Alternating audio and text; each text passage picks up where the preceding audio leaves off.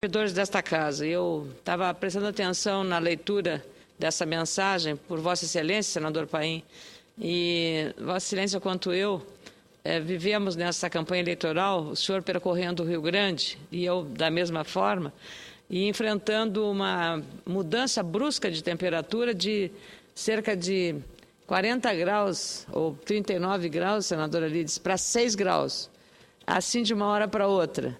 E isso, claro, não há saúde que resista. A gente está percebendo o quanto a atividade política exige de nós aqui, é o nosso ofício, é a nossa missão, mas as pessoas também entendem, é preciso falar sobre essas coisas, para que as pessoas entendam a natureza disso. Às vezes, o senador não está lá, mas se nós estamos no interior, e a senhora na Bahia também, percorrendo os municípios baianos, nós lá no Rio Grande, Serra, um estado que são vários países dentro do próprio estado, da mesma forma na sua Bahia, e a gente percebe que a política exige muito uma dedicação pessoal. Então, eu estava observando, e exatamente por isso, quando cheguei hoje, embarquei às 8 da manhã, a temperatura estava baixa em Porto Alegre, e eu embarquei hoje, e chegando aqui no gabinete, como o olhar do jornalista é um olhar sempre mais crítico, eu diria, me deparei com a manchete do jornal Correio Brasiliense, me chamando a atenção: ensino falido, prefeito rico. É muito interessante o significado desta chamada. Ensino falido, prefeito rico. O que faz a matéria com muita didática? É pegar cerca de 30 cidades em que o IDEB foi muito baixo e foi buscar a posição de cada prefeito dessas cidades.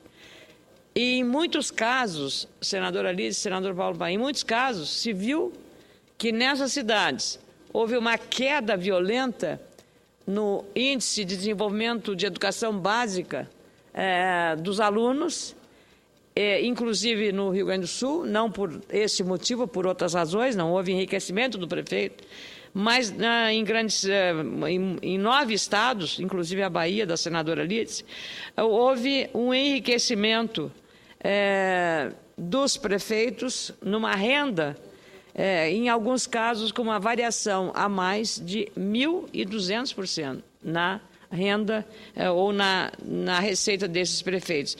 Então, acontece essa informação num momento crucial para a democracia e para o próprio destino e o futuro das cidades. Essa inconformidade mostra claramente que os municípios estão precisando urgentemente de gestores comprometidos com o desenvolvimento das suas cidades, mas feito isso com responsabilidade, com transparência, com honestidade, para evitar exatamente essa distorção gravíssima.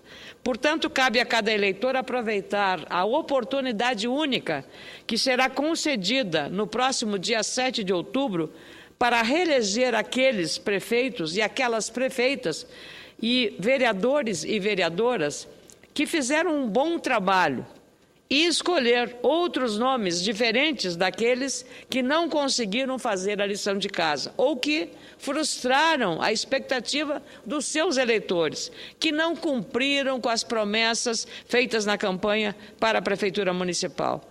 Por isso, senhoras e senhores senadores, faço questão de voltar a este assunto. Teremos pela frente um total de 39 horas de campanha obrigatória no rádio e na televisão, que não é absolutamente horário gratuito, porque é financiada por nós contribuintes para os partidos políticos apresentarem resultados e mostrarem os seus candidatos.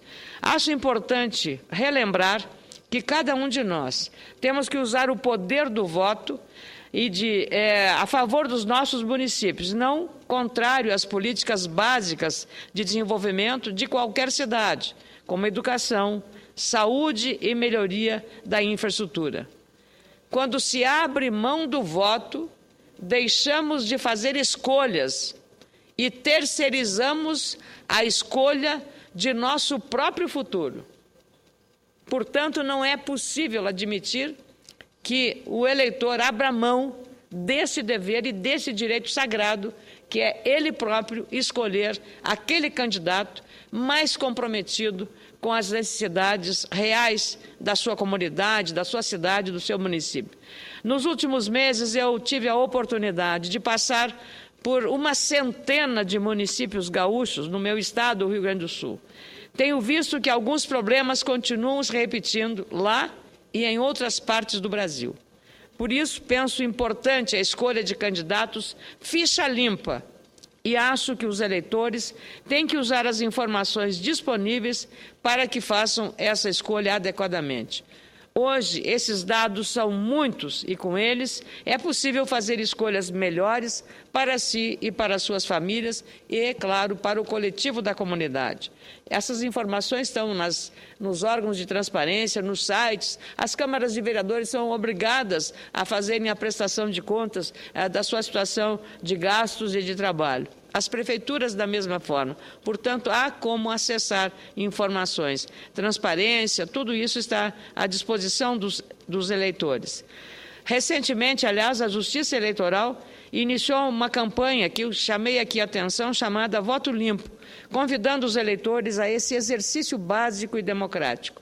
Além disso, pela primeira vez, os eleitores vão poder, nestas eleições, ter acesso às informações já disponibilizadas pelo Tribunal Superior Eleitoral sobre a identificação dos doadores e fornecedores contratados durante a campanha eleitoral dos candidatos. São mais argumentos para o eleitor construir o seu voto e decidir o nome daqueles que vão chefiar e comandar e governar as suas respectivas prefeituras municipais. Outra questão que acho relevante trazer a esta tribuna hoje, senadores e senadoras, é a necessidade do eleitor de prestar atenção nas soluções de infraestrutura. Um problema enfrentado não apenas nas grandes cidades, mas também no interior do Brasil. Recentemente, o governo federal lançou um pacote de concessões para ferrovias e rodovias, num total de 133 bilhões de reais, sendo que 79,5 bilhões de reais serão gastos apenas nos primeiros 5 anos deste programa. Em breve, novas ações devem ser anunciadas para este setor. São valores bem expressivos para uma área que foi esquecida na última década.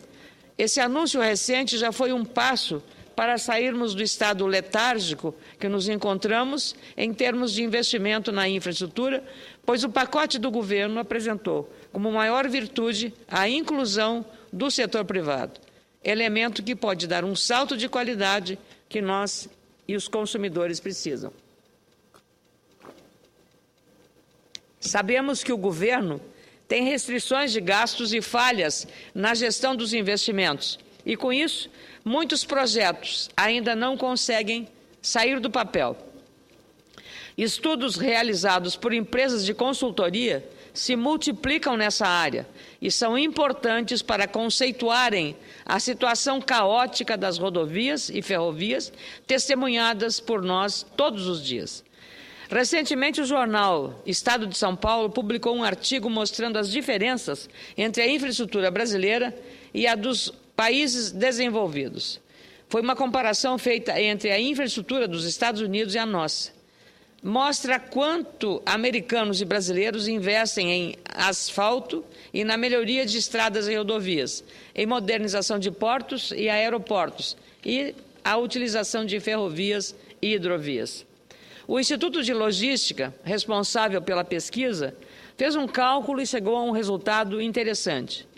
A diferença entre a infraestrutura de transporte do Brasil e dos Estados Unidos pode se medir em exatos 985,4 bilhões de reais. Para entendermos o tamanho e o impacto desses números, o Brasil precisaria investir 100 bilhões de reais por ano durante 10 anos, sem interrupção, para chegar ao mesmo nível que vive os Estados Unidos em termos de logística e infraestrutura. E como chegamos a essa situação? Nos últimos 30 anos, os gastos com infraestrutura diminuíram 58%, ou seja, os investimentos foram diminuindo na mesma proporção em que o país foi crescendo, Um paradoxo para quem quer manter a posição de sexta economia do mundo, mas com uma infraestrutura deficitária. E este é o que agrava o chamado custo Brasil. Nas últimas 3 décadas, as rodovias e ferrovias ficaram com apenas 26% dos investimentos e aeroportos e portos com míseros 3,3%. Recentemente, entre 2001 e 2011, os investimentos em infraestrutura foram, em média, de apenas 2,15% de todos os bens e serviços produzidos no país, o chamado PIB. Mas boa parte desse dinheiro foi para o setor de telecomunicações, justamente um setor que dá, neste momento, enormes dores de cabeça para os consumidores, gerando interrupção de serviço e multas bilionárias. Portanto, esses dados mostram que, apesar das ações de concessão do governo ao setor privado, as nossas estradas, ferrovias, aeroportos e portos ainda precisam muito de qualidade e de avanços. Outro dado importante que mostra isso foi analisado pelo economista Claudio Frischstack, coordenador de um estudo sobre infraestrutura publicado no jornal O Globo, comparando o Brasil e outros países do BRICS, que é integrado pelo Brasil, pela Rússia, pela Índia, pela China e pela África do Sul, e também comparando com a América do Sul. Em 2020, a China investiu em 2012, a China investiu 13,4% do seu produto interno bruto em infraestrutura. A Índia tem programado investimento de 6% nos próximos 4 anos para a melhoria da sua logística. E o Chile aplicou no último ano 6,2% do seu produto interno bruto no mesmo setor da logística. Portanto, senadores, nossa infraestrutura ruim só colabora para encarecer nossos produtos, seja no mercado interno ou naqueles produtos destinados à exportação, pois os buracos das estradas, por exemplo, exigem manutenção maior dos caminhões e tornam as viagens mais longas e, às vezes, muito mais perigosas. É importante relembrar que já superamos países como a Alemanha. Quando o recente pacote de concessões foi colocado em prática, teremos mais de 22 mil quilômetros de estradas administradas pela iniciativa privada. E aí, outra contradição. Ao mesmo tempo que somos países que mais cobram pedágio por quilômetro de estradas, esse dinheiro não retorna como investimento. Somente 12% das rodovias brasileiras são pavimentadas. Pagamos, mas não temos qualidade nas rodovias. A Confederação Nacional do Transporte mostra que mais da metade das rodovias continua em condições regular, ruim ou péssima. As pequenas cidades gaúchas, por exemplo, que compõem o meio rural, têm nessas estradas não só o principal meio de escoamento da safra, mas também o único meio de acesso a hospitais que estão em cidades maiores e cidades vizinhas. Por isso, senhoras e senhores senadores, realmente espero que os investimentos saiam do papel e que representem verdadeiras melhorias para todos os brasileiros. Melhorias que resultem em ligações entre estradas, rodovias, ferrovias, portos e aeroportos e que diminuam as distâncias percorridas, modernizar os modais de transporte e integrá-los, porque isso é economicidade, é racionalidade, é redução do custo Brasil. Hoje não temos um sistema de transporte interligado que ajude, por exemplo, o escoamento da safra agrícola, a produção deste vasto interior do Brasil, que tem que viajar milhares de quilômetros, são verdadeiros passeios para chegar aos portos e, finalmente, ser exportado. Mais do que anunciar pacotes emergenciais, é preciso também mudar o sistema de gerenciar esses investimentos.